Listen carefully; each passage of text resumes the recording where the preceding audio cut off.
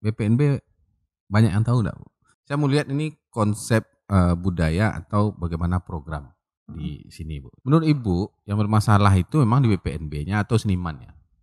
Itu yang Hmm. saya selalu bilang ke Hmm. anak-anak sekarang itu kan, Hmm. sadar dong gitu loh. Saya hobinya ke pasar. Betul.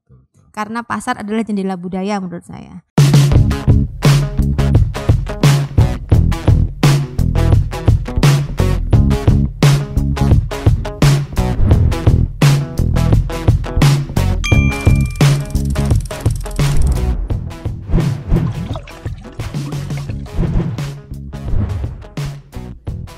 Bismillahirrahmanirrahim. Assalamualaikum warahmatullahi wabarakatuh. Bertemu lagi di Kabalai Podcast BPNB Sumbar. Masih di ruang studio yang sangat dingin, enak, dan bagus ini. Kabalai Podcast gitu. Kabalai apa kabalai, Bu? Bisa banyak makna. Iya. Nah, di samping saya sudah ada Ibu Titik Lestari. Jabatan Ibu, Bu, di Kalau sekarang sih Kasubag Tata Usaha di Balai Pelestarian Nilai Budaya Sumatera Barat. Oh, iya. Nyawanya BPNB ya, Bu ya. Yang ngurusin dari A sampai Iya, Z-nya. makanya. Semenjak Ibu saya dengar banyak sekali program yang diluncurkan. Banyak sekali saya dengar seniman-seniman dapat bantuan. Yang muda-muda gitu dapat bantuan gitu. Saya juga dibantu gitu tadi jadi bicara dan sempat tidak boleh nanya.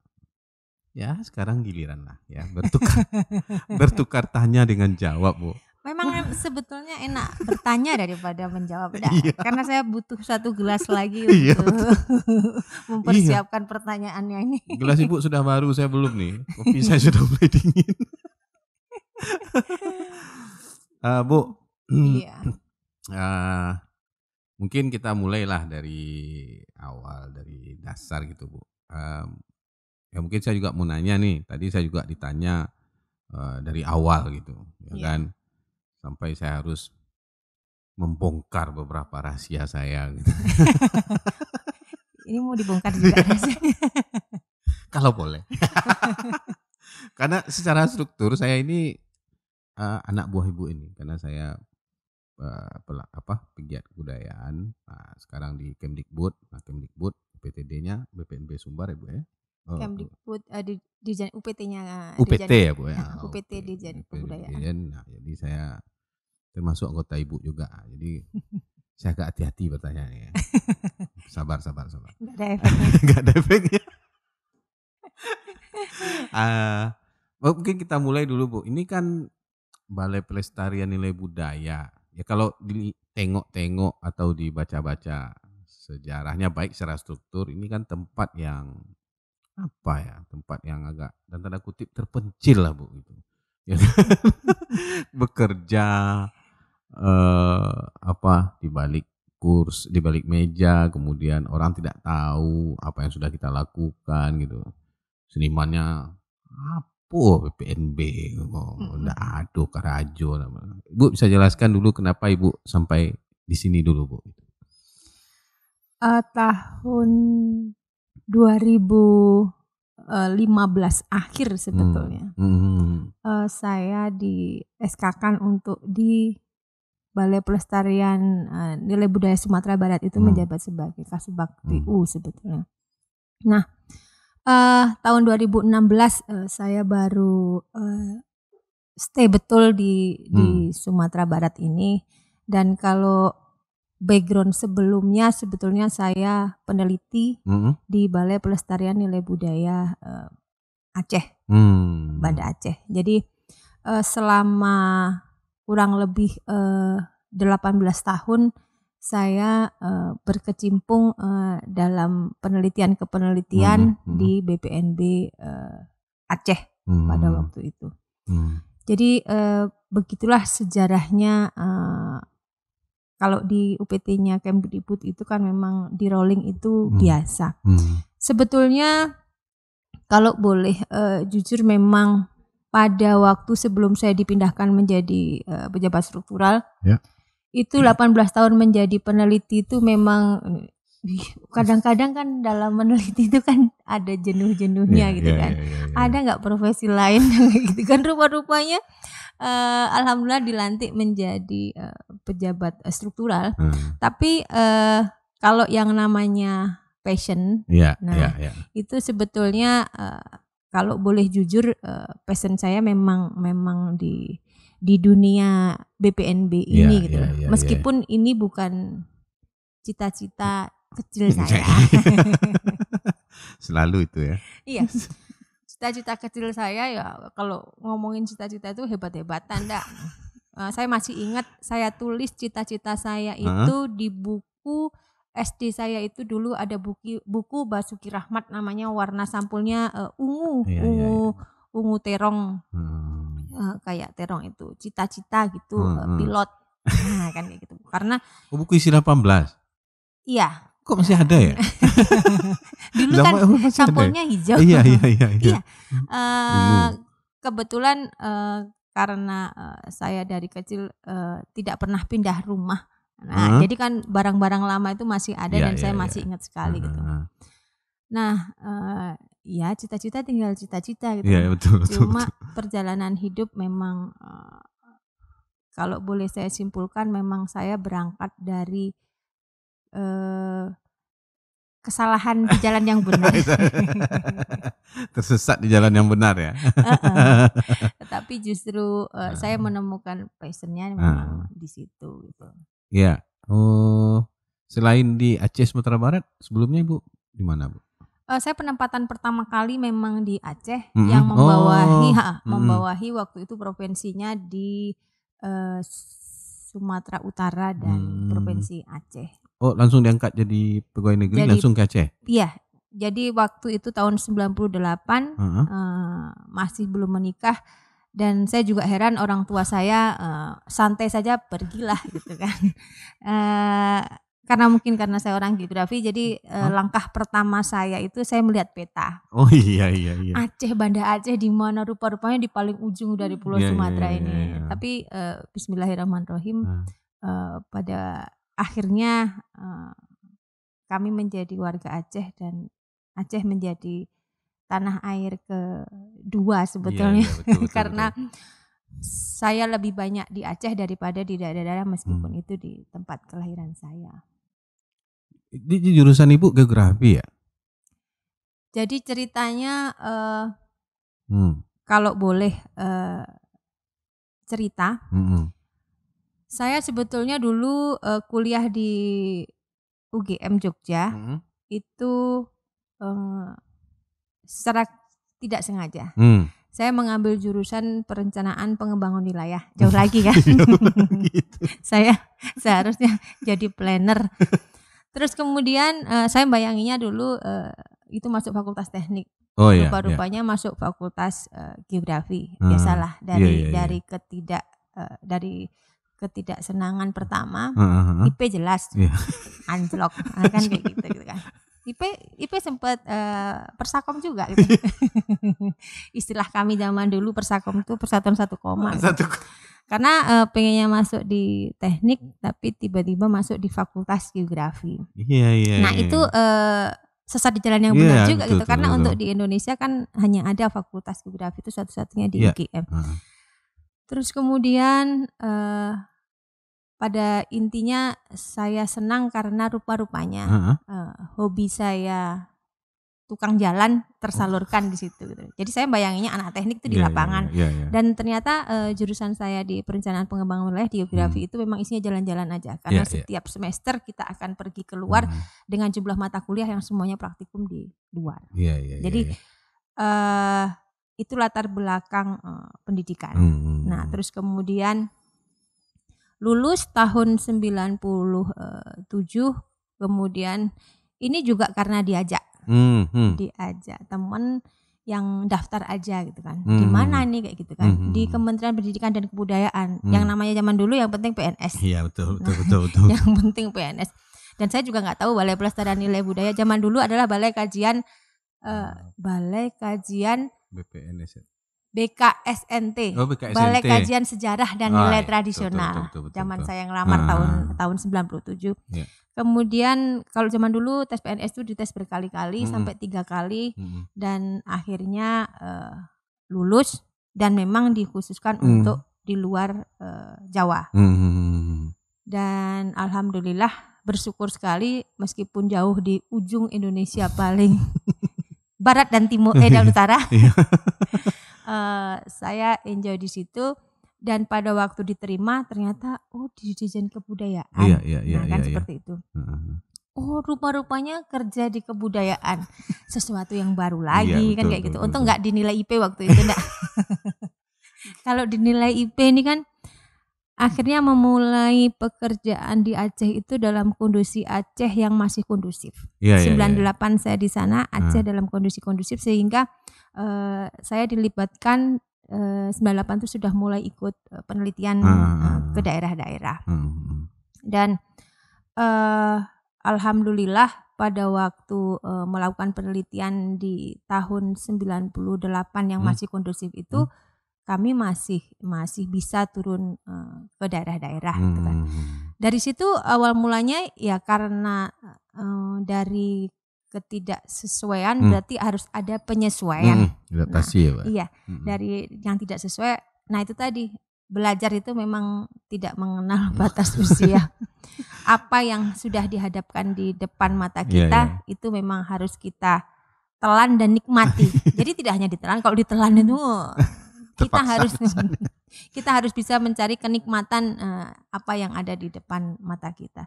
Dan alhamdulillah bertahan sampai 2015 akhir menjadi peneliti di Balai Pelestarian Nilai Budaya Sumatera Aceh. Iya. Itu geografi sudah sudah melanggar traktat hidup pertama gitu ya. Kemudian masuk lagi ke kebudayaan. Nah, ini kan makin menarik gitu. Itu apa ya? Apa penelitian pertama Ibu waktu di Aceh itu? Melanggar traktat itu yang mungkin sebetulnya saya kalau boleh cerita, pendidikan S2 saya magister pertanian.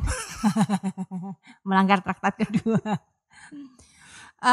Tetapi saya mengambil konservasi sumber daya alam. Iya. Sebetulnya kan saya masih berusaha membelokkan diri saya. Membelokkan diri saya gini. Institusinya institusinya Dirjen Kebudayaan itu kan ada BPCB sebetulnya. Iya. Dan saya merasa sebetulnya saya cocoknya di BPCB betul. Background saya adalah pemetaan. Kemudian S2 saya mengambil konservasi. Iya, betul. Memang lebih dekat gitu. Tetapi memang istilahnya 18 tahun bagi saya luar biasa bekerja di kebudayaan ini gitu. Betul. Jadi meskipun saya sudah berusaha untuk mengarahkan ke yang passion saya gitu kan, tetapi ada passion lain sebetulnya yang lebih menarik. Jadi menjadi peneliti budaya waktu itu memang mulai dari nol. Saya pertama kali melakukan penelitian itu adalah proyeknya P2NB namanya. Jadi dulu itu ada kegiatan penelitian yang merupakan paket dari Dirjen Kebudayaan terus kemudian disebar ke seluruh BPNB, yaitu tentang pengetahuan generasi muda terhadap macam-macam di situ, terhadap pakaian pengantin, terhadap tata krama. Kan itu seluruh BPNB punya bukunya. Iya, betul. Karena itu memang paketan. Nah, di situ waktu itu untungnya ada match-nya sih antara saya dulu kuliah di geografi itu biasa menyebar kuesioner. Iya. Nah, ternyata untuk melakukan penelitian itu kita memang harus menyebar kuesioner terkait dengan pertanyaan yang sudah kita buat. Betul. Jadi itulah penelitian pengetahuan sikap perilaku generasi muda terhadap masih ingat saya judulnya pertama kali itu terhadap pakaian tradisional, terhadap tata krama, terhadap itu. Jadi kami menyebar kuesioner itu dan jadi tulisan waktu itu gitu kan. Jadi kan tidak hanya soal pengetahuan yang harus disesuaikan, yang adaptasi kan. Ibu kan juga harus menyesuaikan karena dari UGM gitu kan. Atau Ibu dari Jawa Timur sebetulnya. Jawa Timur ya. Iya. Nah, kan dari Jawa Timur kemudian pindah ke Aceh kan tidak hanya persoalan pengetahuan yang disesuaikan tapi juga kehidupan gitu. Betul. 18 tahun di Aceh apakah yang mungkin bisa kita lihat apa sih bedanya dengan Jawa Timuran atau Acehan gitu lah. Jadi begini, saya memang selalu men-share ke banyak teman yang saya temuin. Kalau ngobrol itu saya selalu bilang kalau saya itu memang kaya. Nah, kaya bukan arti kaya materi gitu, tapi kaya budaya gitu. Saya kecil saya dilahirkan di sebuah desa di Wonorejo namanya, Kabupaten Jember. Itu wilayah kabupaten nomor 2 paling timur dengan di ujung Jawa Timur. Saya berangkat dari keluarga yang ibu saya Jawa, bapak saya perpaduan antara Banjar dengan Demak, Jawa Tengah. Terus kemudian saya dibesarkan pada lingkungan Jawa yang mayoritas berada pada lingkungan Madura. Jadi Jember itu sebagian besar Madura. Oh iya. Sebagian besar Madura. Dan karakter kami di Jawa Timur mungkin bisa survive di Sumatera. Madura bisa kayak. Madura bisa sampai hampir kayak Minang juga, bisa di mana-mana. Kan seperti itu. Jadi budaya Madura, budaya Jawa yang saya kenal itu memperkaya saya. Karena saya tinggal di perbatasan. Mungkin ini yang sampai sekarang baru saya tarik gitu kan. Kenapa saya kok jadinya suka budaya gitu loh. Dari kecil kalau disuruh baca saya nggak hobi baca gitu. Nggak hobi baca. Dari kecil nggak hobi baca, tapi anugerah yang baru saya rasakan sekarang adalah sejak SD. Itu setiap malam saya itu menonton sandiwara. Zaman dulu itu ada mau wayang tobong, ludruk, ketoprak. Terus ada satu lagi kesenian janger namanya. Itu sebetulnya dari perpaduan Banyuwangi dengan Bali karena kami tinggal di daerah perbatasan. Bisa dibayangkan saya usia SD dan setiap malam pulang jam 12. Perempuan lagi. Perempuan. Kebetulan bapak saya menjadi, kalau istilah kerennya sekarang itu kan promotor. Promotor pertunjukan. Produser gitu ya. Jadi bapak saya yang mendatangkan sandiwara itu ke kampung. Terus kemudian dia yang mengelola semua, dia yang membayar pemain. Karena saya anaknya itu, jadi bangku paling depan itu adalah milik kami bertiga. Waktu itu bersaudara kami yang deket-deketan usianya itu abang saya, terus kemudian kakak saya perempuan, terus saya. Jadi bertiga itu pasti ada kursi, dapat kursi VIP di depan. Jatah pemuda setempat lah ya. Jatah preman. Nah itu. Selesai bapak saya tidak jadi promotor sandiwara lagi. Alhamdulillah saya mempunyai pembantu. Mempunyai pembantu yang setiap malam kok ya dia hobinya nonton wayang, ketoprak dan itu. Dan yang mau diajak itu cuma saya di antara kakak saya dan nah itu yang saya juga nggak habis pikir kenapa kok saya maunya itu loh. Memang dari kecil sudah mauan mungkin. Jadi asal diajak nonton ke keramaian. Nah itu saya nonton gitu loh. Bisa dibayangin anak kecil nonton wayang betul. Ketoprak, ludruk. Itu adalah kesenian-kesenian tradisional pada masanya dan sekarang sudah nggak ada gitu. Udah nggak ada, Bu? Nggak ada seperti itu. Yang ada hanya dimainkan itu pun setengah hidup setengah mati yang tinggal di Jakarta. Nah di Barata ya. Wayang orang itu yang mainnya sudah mulai. Jadi alhamdulillah dan bersyukur sekali bahwa saya mempunyai pengalaman yang luar biasa. Meskipun saya masih ingat gitu loh. Saya tidak pernah mau mengikuti ceritanya itu gitu. Tetapi ada yang saya tunggu-tunggu namanya dagelannya gitu loh. Nah itu aja. Habis itu oke ya cuma itu gitu loh. Saya sampai heran juga gitu loh. Dan saya masih ingat cerita-cerita kayak sampai intai, Iya, kayak betul, gitu betul. kan, itu cerita-cerita lama gitu loh, yang diadopsi dalam sandiwara tradisional wayang tobong atau Iya, iya. ketoprak tobong. Oke. Begitu sih pengalaman luar biasa, mungkin itu yang membekas di hati saya sehingga enjoy aja meskipun saya tersesat di jalan yang benar ini. Iya. Berarti ya saudara budaya Nusantara memang itulah alasannya. Kalau memang anak kecil lebih dalam menyerapnya dan kemudian tertanam ke memori lebih lama sebenarnya. Memang walaupun ibu ke geografi kayak apa ini tariknya ke situ juga. Iya, jadi memang soulnya mungkin. Jadi sebetulnya tanpa saya sadari alam bawah sadar saya itu sebetulnya darahnya udah budaya gitu kan. Makanya dari kecil kok bisa-bisanya maunya nonton sampai jam 12 malam. Iya betul. Saya yang waktu kecil juga nggak berani tuh keluar malam lagi-lagi gitu. Nah kemudian nih terus ke Aceh 18 tahun, dapat jodoh di sana. Bukan, saya dapat jodoh justru Minang. Jadi kalau dipikir saya saya memang baru pindah 2016 kemari gitu.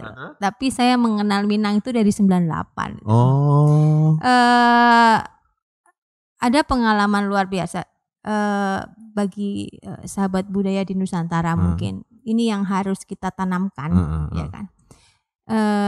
Seperti pepatah di mana bumi dipijak, di situ langit dijunjung gitu kan.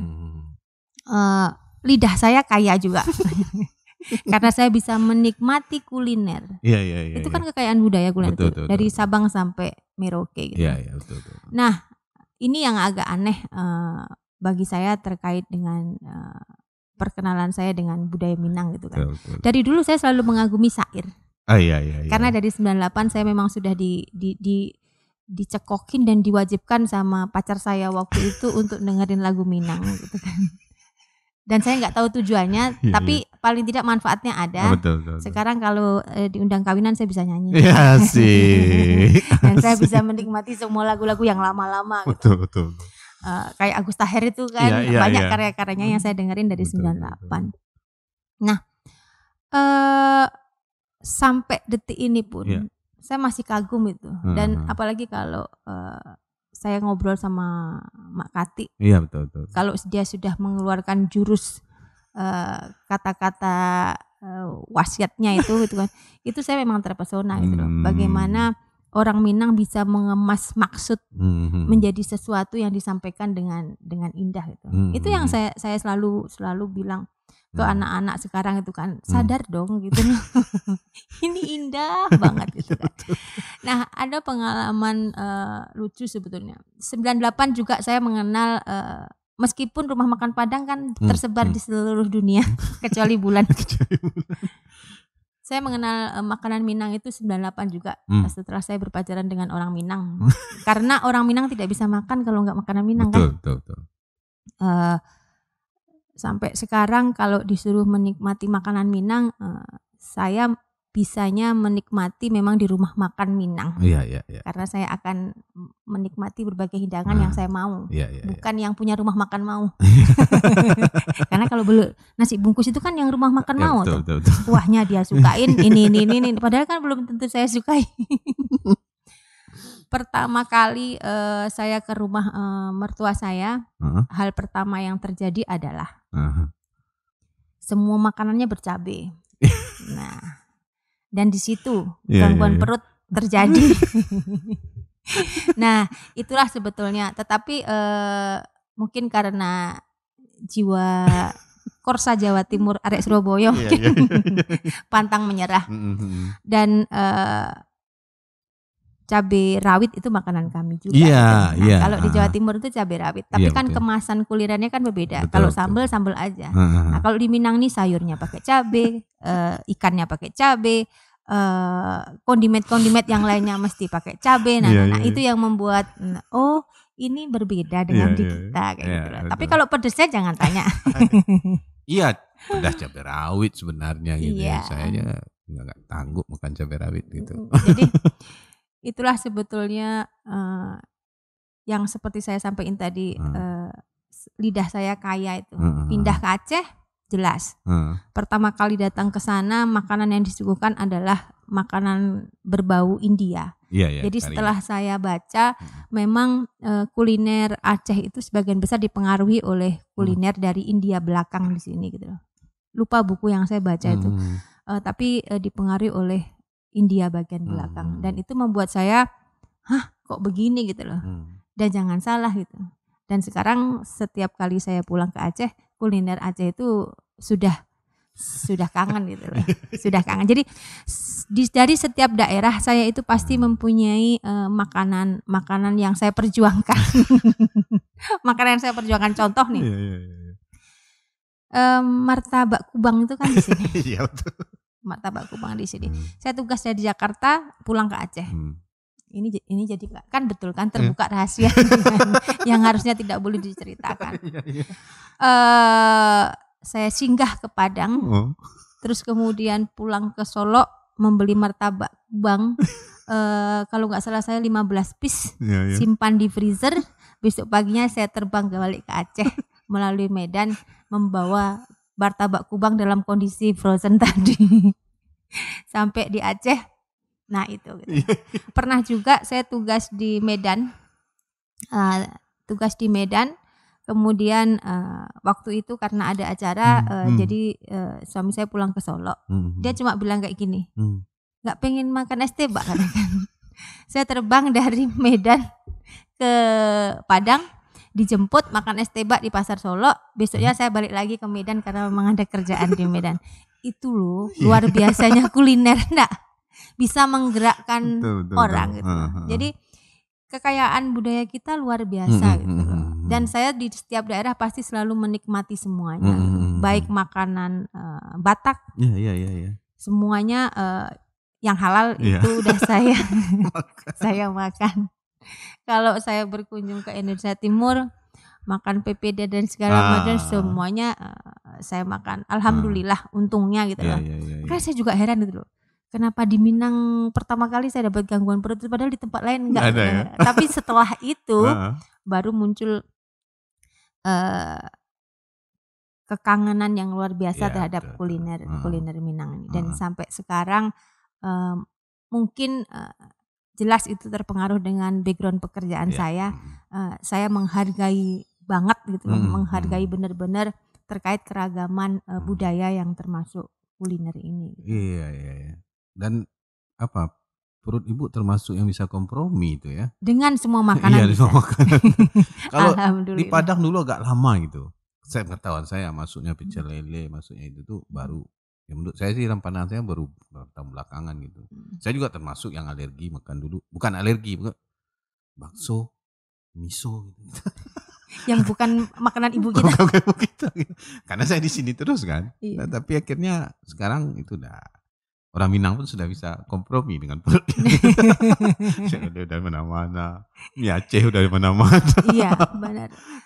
Tapi kan ada satu hal yang nggak tahu apakah ini dirasakan juga pengalaman saya.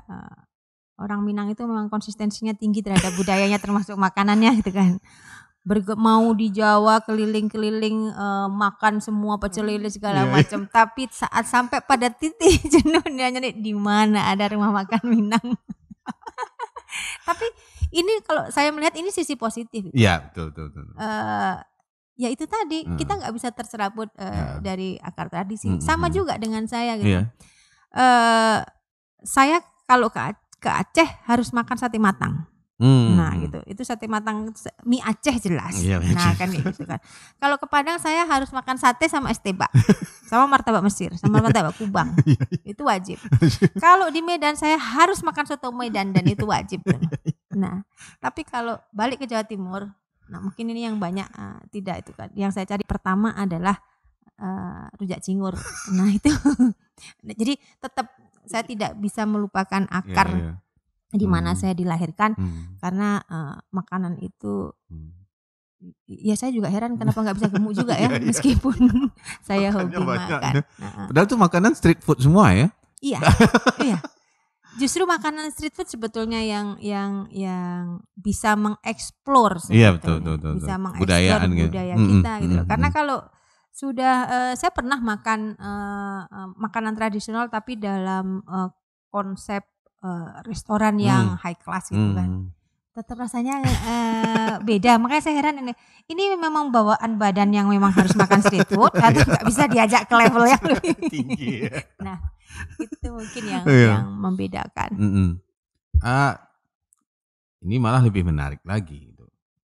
Jember, kemudian kecantol sama Minang. Karena kalau untuk di Minang itu rugi, Bu. Iya. Iya kan? Anak nggak ada. Nggak dapat warisan. Kayaknya orang Minang matre kali ya. Bukan itu maksudnya. Saya mau lihat perpaduan dan kemudian tinggal bukan di daerah yang masing-masing itu gitu, Bu. Bagaimana itu cara adaptasi? Itu Aceh loh gitu, Bu. Secara sejarah sangat besar, secara budaya sangat besar gitu untuk di Indonesia. Kalau misalnya kita cerita bagaimana justru pada waktu kita berpindah ke Aceh. Nah, kami juga nggak mikirin budaya Jawanya atau budaya Minangnya gitu loh. Jadi pada waktu di Aceh justru sibuk dengan belajar budaya baru ini gitu loh. Jadi kita disibukkan dengan belajar budaya baru. Nah, disitulah kita sama-sama belajar dan bahasa Aceh insya Allah kalau untuk nawar-nawar di pasar aman. Misalnya kan kayak seperti itu gitu. Jadi cemburu saya itu. untuk survive secara budaya di Aceh alhamdulillah dan kami menikmati itu dari latar belakang budaya yang berbeda, terus kita mengenal budaya baru dan membuat kekangenan baru sebetulnya terhadap. Jadi saya pikir begini caranya memang kita kalau mau mencintai Indonesia, bahwa kita memang harus mengenalkan budaya yang kita miliki ini terhadap anak-anak kita. Nah, jadi apakah anak kita menyukai makanan Minang? Iya. Apakah anak saya menyukai makanan Jawa? Iya. Dan anak saya selalu minta dimasakkan makanan Aceh juga. Nah, kan kayak gitu. Jadi itu tadi yang menyenangkan sebetulnya. Nah, kapan saya belajar budaya Minang gitu? Saat pindah ke sini gitu. Jadi di situ banyak bertanya dengan suami saya. Karena mau tidak mau pada waktu saya pindah ke Minang di sini harus mengikuti tradisi-tradisi di sini. Nah, kadang-kadang memang ada nih, ngapain sih gitu kan? Kok harus datang? Oh, ini wajib karena kamu pihak dari sini, pihak dari situ gitu kan. Sampai ada satu hal yang sangat sulit saya menghafal satu kosakata yang selalu terbolak-balik gitu kan. Saya selalu bilang nama makanan tuh salaluak gitu kan. Nah, harusnya kan salalawa. Nah, itu yang berapa tahun sih saya di sini baru bisa menyebut salalawa itu benar gitu. Setelah 2 tahun kalau nggak salah gitu. Nah, tapi setiap salah diingatkan itu saya senang. Iya, betul. Setiap salah diingatkan itu saya senang karena disitulah saya jadi ingat apa yang salah gitu. Nah, jadi ada satu kata yang penggunaan bahasa Minang itu kadang-kadang mohon maaf memang agak kacau gitu kan. Betul. Itu siapa yang menyerondokkan gitu kan, diserondokkan kayak gitu kan. Saya pikir itu bahasa Minang, tapi saya tanya sama orang Minang, enggak ada tuh Bu bahasa Minang diserondokkan gitu kan. Jadi saya belajar dari siapa gitu kan. Jadi kadang-kadang kesesatan-kesesatan itu justru membuat kebenaran itu jadi muncul. Jadi jangan pernah malu dan salah. Jangan pernah malu akan salah dan akan sesat. Tapi kita yang penting punya niatan untuk balik. Iya, betul. Jadi prinsip saya gitu. Orang Minang kalau merantau tuh cuma sekali dia berbuat salah atau kena tipu, Bu. Setelah itu kan dia belajar. Oke. Sekarang kita masuk ke BPNB-nya. Wah, ini kan dari peneliti pindah ke tata usaha. Dan BPNB sini kan punya daerah wilayah itu 3 gitu. Sumbar, Sumsel, Bengkulu kan. Iya. Nah mungkin akan menolong Ibu untuk apa yang bisa Ibu petakan kira-kira dari Wilayah yang baru. baru lagi kan. Tapi dari Pengalaman saya begini. Pada waktu kita jadi peneliti, berarti kan kita sudah paham betul tentang profesi kita sebelumnya. Dan pada saat saya dipindahkan di Balai Pelestarian Nilai Budaya Sumatera Barat dan menjabat pejabat struktural yang notabene kalau dibilang tidak mengurusi kegiatan teknis lagi, tapi lebih mengurusi kegiatan sehari-hari. Ada sesuatu yang bisa di-match-kan sebetulnya. Bahwa pengetahuan di peneliti itu bisa kita, kadang-kadang kan gini, antara dunia teknis dengan dunia administrasi itu kan ada gap. Nah, dengan pengalaman saya pernah menjadi peneliti dan kemudian bergerak di administrasi, gap itu bisa diminimalisir. Karena kan akhirnya jadi jembatan ini kan. Oh, ini maksudnya ini loh. Yang dari administrasi pun bukan seperti ini tenaga tes. Nah, jadi ada menurut saya bagus sebetulnya karena kita dalam bekerja kan harus memahami semua lini dari A sampai Z dan bisa memanage itu menjadi lebih bagus lagi. Karena ini tata usaha pasti punya pengalaman yang banyak, Bu. Susah nggak sih, Bu, jadi pemimpin di Minang yang memimpin orang yang menurut saya sifat buruknya itu gali ya, Bu? Apa gali itu? Licin. Kalau saya bilang cerdik pandai terlalu halus, Bu. Apa ya bahasa? Kok gali ya? Suka menggelucus, suka menggelicik dan punya patron tersendiri dalam bekerja gitu, Bu. Untungnya kami adalah institusi pusat. Iya, betul. Yang memberikan pemahaman ke seluruh pegawai bahwa kita adalah Indonesia. Senyampang tidak berbau sara. Senyampang tidak berbau sara bagi standar saya. Standar amat jawabannya. Bagi saya tidak masalah. Tidak masalah. Nah, jadi ada banyak pengalaman yang lucu-lucu sebetulnya. Bagaimana kita bisa, jadi gini, saya tidak pernah menjadikan apapun problem di kantor ini menjadi masalah. Ya, betul. Karena saya selalu membayangkan ini sebuah kelucuan. Nah, jadi gitu. Oh, tidak ada pegawai yang salah. Yang ada pegawai yang belum tahu. Nah, jadi memang tugas kita memberitahu.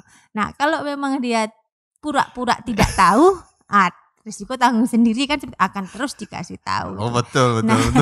Jadi sebetulnya gini, ada pengalaman yang saya untungnya gitu loh.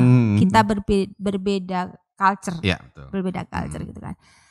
Orang Minang itu kan semuanya itu dikemas dengan kata-kata yang bahasanya halus dan tinggi. Nah, seharusnya kalau orang Minang itu ada sign. Dia mengirimkan sesuatu kalau tidak setuju, sign gitu kan. Misalnya kayak itu kan. Ngomong nggak langsung kayak gini. Nah, mungkin untungnya saya di situ karena tidak berangkat dari budaya Minang. Jadi sign-sign itu kalau nggak disampaikan secara vulgar ya nggak didengar.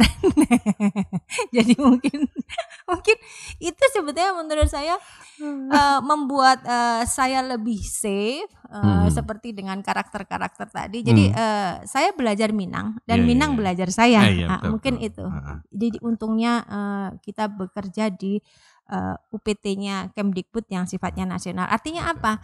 Nanti teman-teman yang di Minang ini saat dia harus dipindahkan keluar, karena di UPT kami ada kemungkinan besar memang kita di rolling terus. Jadi kita saling mempelajari kan tidak masalah. Betul. Jadi menurut saya itu. Jadi seperti yang saya bilang tadi, saya tidak pernah terlalu memikirkan itu. Setiap masalah pasti ada jalan keluar dan enjoy aja gitu. Dan alhamdulillah sampai sekarang sudah mau 5 tahun, betul. Tinggal beberapa bulan lagi saya masih bisa survive dan akan terus bisa survive di bumi ranah Minang tercinta ini gitu. Ya latihannya juga lama sih sama suaminya yang orang Minang, ini latihannya sudah ada dulu kan. Tapi kan saya tidak pernah disindir sama suami saya karena saya nggak pernah mempan disindir. Karena saya nggak tahu kalau itu menyindir. Masalahnya bukan saya tidak mempan disindir, karena saya tidak tahu kalau itu menyindir. Nah, jadi itu sebetulnya yang membuat kita menjadi tough. Nah, betul. Kan gitu. Jadi itu, akhirnya menurut saya inilah hubungan antar person yang indah gitu loh, bisa dinikmati gitu loh. Jadi saya belajar memahami Daon misalnya, Bu Tari ini disindir kok nggak ngerti gitu. Dan Daon juga belajar oh iyalah pantesan dia disindir nggak itu, berarti besok kita harus ngomong to the point dan sampaikan apa maksudnya. Oke. Karena gini, nanti kalau misalnya teman-teman dipindahkan ke luar bumi Minang, dia akan memberikan perintah dengan bahasa saya nggak ngerti. Jadi kita saling belajar sebetulnya. Itu yang Indonesia itu, proses kita belajar. Karena budaya kita juga terlalu banyak ya, masing-masing punya. Jadi setiap kali saya tugas ke daerah, nah kan, ini kan daerah baru nih. Bengkulu dan Sumsel. Pasti saya gini kan, rumah makan khasnya di mana? Nah itu selalu. Karena di situ, dan satu hal lagi, saya hobinya ke pasar. Betul. Karena pasar adalah jendela budaya menurut saya. Karena saya di Minang ini senang karena apa yang tidak saya dapatkan dalam sehari-hari itu pasti di hari pekan ada. Di hari balai ada. Ada pengetahuan saya itu pucuk batang gadih itu adalah sejenis sayuran yang saya lihat hanya ada di sini. Pernah makan pucuk batang gadih? Saya juga belum. Kasihan saya itu sebenarnya. Belanjalah ke pasar tradisional. Betul. Nah ini kadang-kadang yang mohon maaf, kadang-kadang karena kita berada di luar budaya pengampu, justru kita lebih sensitif sebetulnya melihat hal-hal yang bagi orang lainnya biasa, tapi bagi kami menjadi luar biasa. Betul. Memang tepat tuh Bu, memakai diplomasi kampung tengah itu untuk di Minang. Brilian sekali Bu. Diplomasi kampung tengah. Diplomasi kampung tengah itu apa maksudnya? Jadi cari dulu rumah makannya apa yang spesial. Iya. Orang Minang itu sebelum kenyang dia ngomong terus. Kalau udah kenyang baru hening gitu. Oke. Ini juga berkaitan apa namanya? Saya masuk dulu sedikit ke arah yang lebih lebih sensitif mungkin, tapi mungkin lebih menarik. Selama Ibu 5 tahun di bagian tata usaha, saya mau lihat ini konsep budaya atau bagaimana program di sini Bu.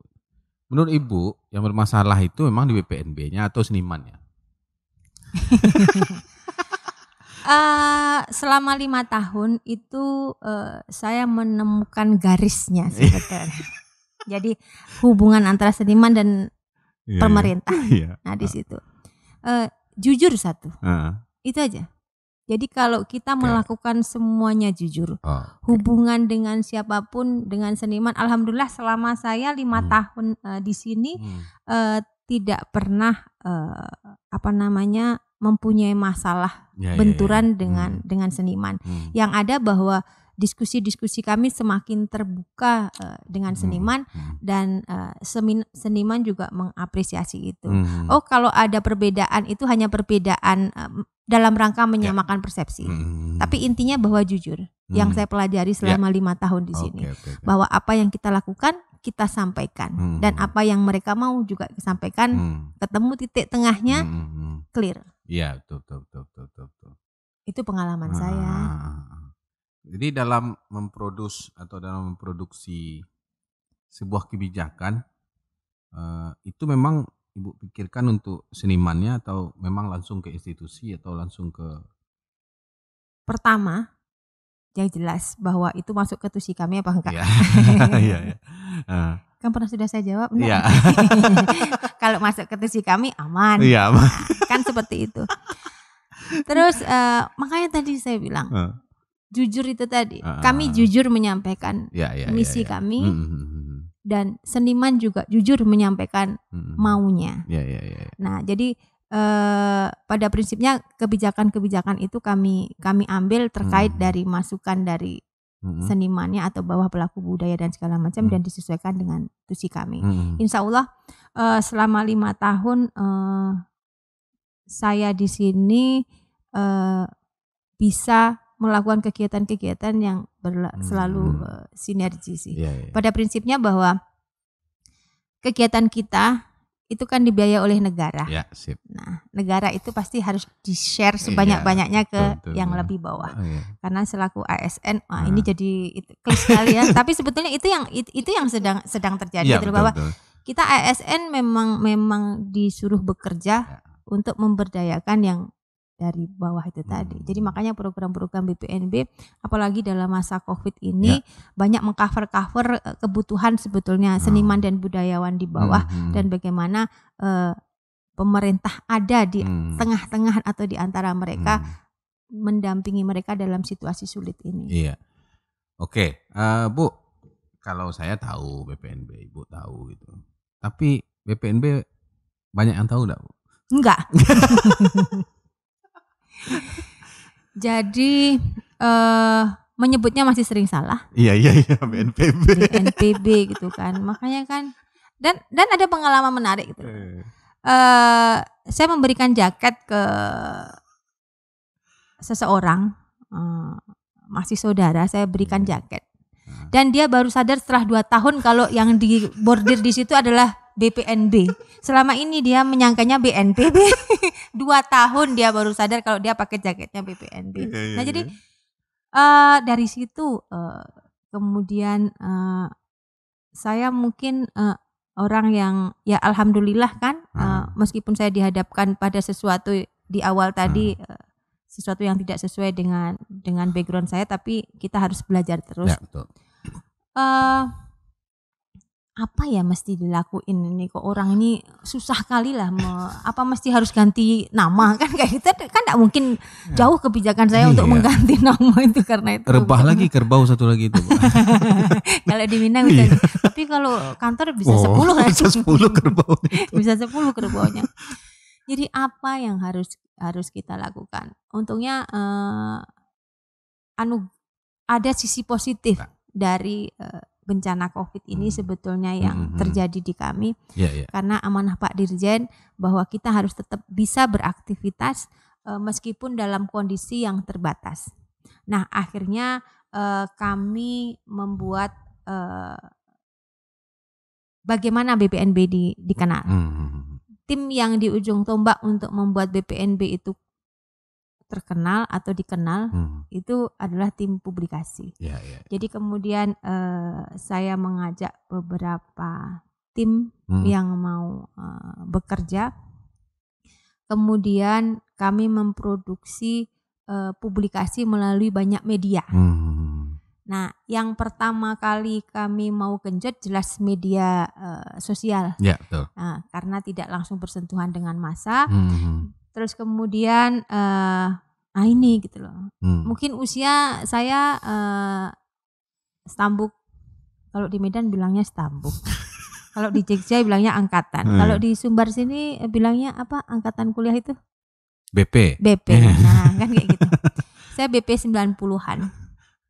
Nah, jadi meskipun BP-nya sudah kadaluarsa, untungnya saya bergaul dan tidak malu, saya bergaul dan belajar dengan anak-anak muda itu. Makanya muncul ide dalam publikasi itu, termasuk podcast ini.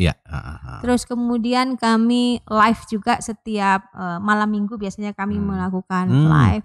Terus kemudian Instagram kami, IG kami, silahkan follow IG BPNB Sumbar, silahkan follow IG BPNB Sumbar karena informasi budaya itu kami sampaikan di IG kami. Kami punya program Kalalo, Kadapu, Kalaman yang isinya informasi-informasi budaya dan hiburan-hiburan kecil terkait dengan budaya. Jadi saya pikir inilah hikmah dari COVID-19, publikasi BPNB yang dalam hitungan bulan. Ini belum tahun, dalam hitungan bulan follower kami sudah naik. Terus subscriber kami juga naik. Nah, pemilihan sasaran, itu juga melalui diskusi. Kalau Daun sudah kenal kami enggak, yang angkatan BPBP, BPBP yang 90-an tuh kenal BPNB. Tapi yang BPBP 2000 ini kan 2010 ke atas itu kan tidak tahu itu. Makanya karena saya masih pengen kelihatan muda, makanya saya bergaul dengan anak muda. Gitu kan.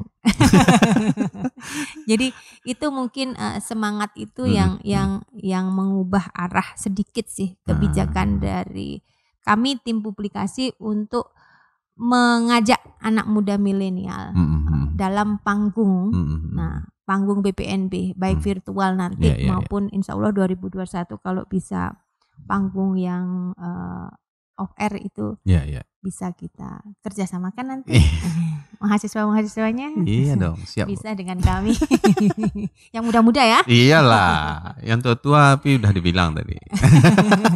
Expired. Oke tuh. Menarik ini program yang akan datang dan juga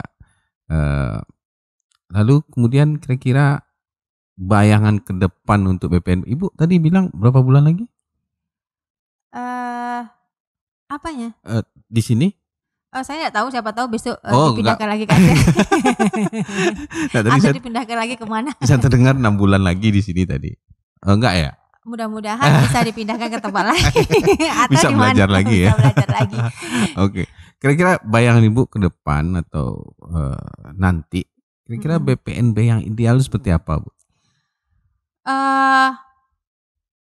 Kami sudah sering berdiskusi dengan teman-teman bahwa kami menginginkan dengan langkah selama beberapa tahun di sini, kami ingin menjadikan Balai Pelestarian Nilai Budaya dimanapun, tidak hanya di Sumbar, itu sebagai tempat belajar budaya, budaya di mana BPNB mengampunya. Seperti yang sudah dilakukan di BPNB Sumatera Barat ini, kita membangun pusat data matrilineal yang masih seumur jagung dan baru, dan memang kami masih membutuhkan mitra atau stakeholder untuk bersama-sama mengisi dan memperkaya lagi ruang ini agar bisa dimanfaatkan oleh publik dalam rangka belajar tentang budaya matrilineal. Jadi memang tujuan kami BPNB terkenal. Terkenal jelas dong. Iya, harus dong. Maka BPNB kalau udah terkenal itu kan tinggal program-program kita aja yang makin kita perluas dan itu bisa bermanfaat bagi orang banyak. Jadi intinya memang kita bisa BPNB bisa menjadi pusat belajar budaya. Dan nanti sahabat budaya yang lainnya, stakeholder kita BPNB Sumatera Barat di 3 wilayah kerja kami, Bengkulu, Sumsel, dan Sumbar, silahkan jika memberikan saran atau apapun, termasuk dari pelaku budaya yang semuanya dilakukan, bisa memberikan saran gitu. Pada prinsipnya sih kami terbuka untuk selalu dialog itu, termasuk mungkin kedepannya seperti hasil diskusi kita akan melebarkan sayap, karena kami saya basicnya Aceh yang hobi ngopi. Jadi anak muda nongkrongnya di mana, di situ kita sasar. Ayo kopi Aceh lagi, aduh. Jadi itu mungkin nanti bisa menjadi program ke depan terkait dengan pengembangan literasi gitu. Meskipun boleh cerita saya tambahkan sedikit gitu kan. Ini pengalaman baca gitu. Saya mungkin kalah jauh dengan Daon gitu kan. Karena gini, saya kan udah bilang enggak hobi baca. Tapi ada momen yang membuat saya sekarang menjadi hobi baca. Saya suka baca itu waktu kuliah aja. Itu ada teman saya, si Riana, sekarang kerja di BPNB Bali. Ya. Nah, dia memang hobi baca gitu. Dia hobi baca dan dia baca, sebetulnya dia bisa membeli secara finansial, dia mampu membeli novel. Tetapi dia tidak pernah membeli novel dia sukanya membaca novel di Gramedia sambil berdiri sampai tamat dan berbuku-buku. Dan saya adalah teman yang mau mengawanin dia. Nah, jadi saya setiap hari selesai kuliah, saya diajak dia, yuk ke Gramedia. Kan, ngapain? Kawanin saya gitu. Nah, di situ saya dibawain kue-kue sama dia. Jadi kalau di Gramedia di Jogja itu dulu ada tempat duduknya. Betul, di sela-sela rak buku itu ada tempat duduknya dan saya bisa duduk. Daripada saya bosan, saya dibelikan makanan cemilan. Nah, jadi di situ saya makan. Lama-lama kan ngapain juga duduk terus nongkrong makan. Terakhir saya berdiri, terus nengok-nengok buku. Nah, disitulah kecintaan saya. Kemudian mau membaca itu di situ. Jadi memang dipaksa yang enak itu karena disuplai makanan terus duduk di situ, tetapi akhirnya mengarah ke situ. Jadi saya pikir apapun yang kita inginkan terhadap generasi kita gitu kan, tidak bisa dengan pemaksaan, tetapi dekatkan. Nah, betul. Pelan-pelan. Jadi kunci utamanya memang dekatkan dia dengan apa yang ingin kita sampaikan. Saya setuju dengan apa yang Ibu Tari katakan. Nah, fondasi literasi sangat penting. Terima kasih Ibu Tari, sahabat Nusantara, sahabat apa namanya? Sahabat budaya Nusantara semua. Saya kira ini perbincangan yang menarik. Yang bisa diambil mungkin menurut saya adalah bagaimana kita kembali menguarkan dan menjadikan literasi budaya menjadi kunci untuk bagaimana memajukan budaya. Benar. Saya kutip salah satu bait puisi aja dari Yud Fitra. Jangan ucap apa-apa kalau hanya berarti selamat malam. Assalamualaikum warahmatullahi wabarakatuh.